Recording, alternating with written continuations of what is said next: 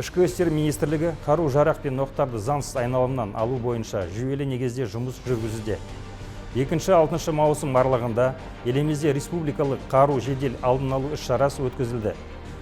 Нәтижесінде заңсыз айналымнан 400 қару, сонымен қатар 2,5 мыңнан астам оқ-дәрі және 6 жарылғыш зат алынды. 40 қару қоймасы анықталды. Қаңтар оқиғасы кезінде ұрланған қару және полицияның арнайы жабдықтары тәркіленді. Оның ішінде 2 Калашников автоматы, 4 тапанша, 4 мылтық, сонымен қатар қызметтік бронежилеттер, каскалар мен щиттар. Азаматтар тарапынан 87 қару өз еркімен тапсырылды. 29 мыңнан астам азаматтық қару тексеріліп, 845 адам әкімшілік жауапкершілікке тартылды. Полиция қызметкерлері 10 мыңнан астам шаруа қожалығын тексеріп, 65 әртүрлі қару тәркіленді.